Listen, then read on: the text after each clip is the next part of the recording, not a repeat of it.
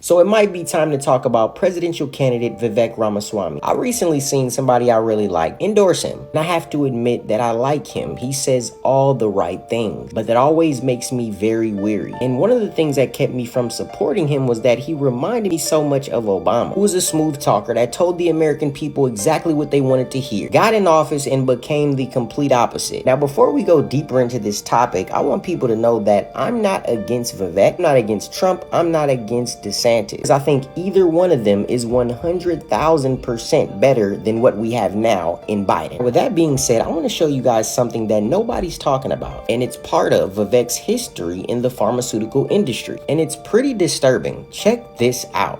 We own global rights to a drug that has already demonstrated in a large phase 2b study efficacy in the two parameters that the FDA has historically required for new Alzheimer's disease drugs. After working at a hedge fund for a while, Vivek made his big money in the biotech space. Vivek had a company called Axovant that was incorporated in Bermuda, but was pushing a drug called RVT-101 that was supposed to help slow the effects of Alzheimer's. But where exactly did this awesome new drug come from? He actually purchased the rights to it from a bigger company, GlaxoSmithKline, for just $5 million. But wait, hold up. If this drug does what they say it does, why would GlaxoSmithKline sell it for just $5 million when they could make billions? Well, it's because they had pretty much given up on the drug after it failed not one, not two, not three, but 4 clinical trials. Because what Vivek did is he took one of those failed clinical trials, put his mom on the research team, who is a doctor, but was also on the board and had stock options in the company, and they took some people out, reworked a couple things, finagled a couple others, and all of a sudden that failed clinical trial was now a clinical trial that showed significant improvement.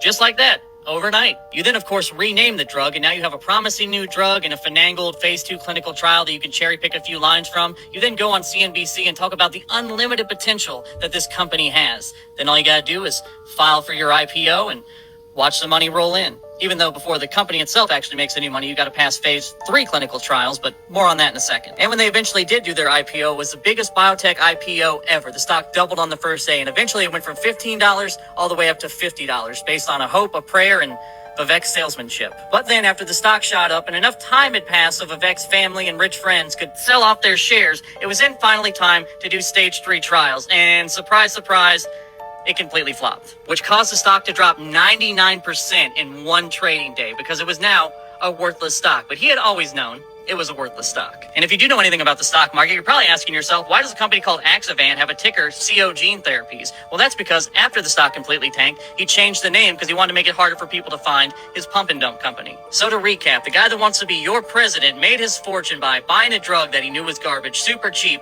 then using one of the trials that proved it was garbage, having his mom rearrange a few things. He then went out into the media and sold it as the next great American company. And then some poor schmuck that happened to be watching CNBC that day invested in his company, and in one trading day lost everything. Now that's pretty sketchy to say the least, and I'm wondering why nobody's calling him out on it. He's been on all these different shows and nobody's bringing it up. Or maybe they have and I just missed it. It's possible. If I was going to vote for somebody like this, I would need him to explain all of that to me. And going back to the Obama thing, what about these videos? It's never been a Democratic or Republican idea. These are not Democrat ideas or Republican ideas. This is an American idea. These are fundamentally American ideals. Imagine they were driving a car and then they drove it into the ditch. If somebody has repeatedly crashed your car, You can't have the keys back. do you want to turn over the keys to the same people who crashed it? A skinny guy with a funny name. Who the heck is this skinny guy with a funny last name? They sense deep in their bones. I believe deep in my bones. Eat one of the spoon of it.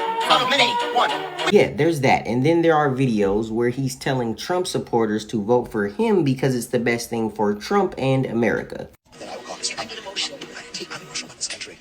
I need your support on Monday night. You do this, I'm going to do my part. Okay, you're picking at my shell. You are. Yeah. But, I've got It's about this country. It's about this country. You want to save Trump, you vote for me. I'm telling you that. If you vote for Trump, you're sending him. He's a sledgehammer. But you're sending him to his own demise. You're falling into the trap that not only the country's falling into, that he's falling. You want to save Trump, you vote for me. I need your support in the Iowa caucus. That's a good argument. That's It's a good argument. not an argument, it's the truth. Do the right thing for him and for this country. That's what I'm asking you for. I will consider. Seems kind of manipulative. Anyways, these are some of the things I have concerns about. Like I said, the guy says all the right things, and I can see why so many people are starting to support him. I also love almost all of the policies he's saying he would implement as president. The question is he somebody that can be trusted to keep his word and not turn his back on the American people? I don't know the answer to that question, but I wanted to present this stuff so you'd have more information. And hopefully somebody can get this guy to give some explanations for this stuff. America doesn't need another wolf in sheep's clothing. We've had enough of those. I'd like to know what all y'all think about this.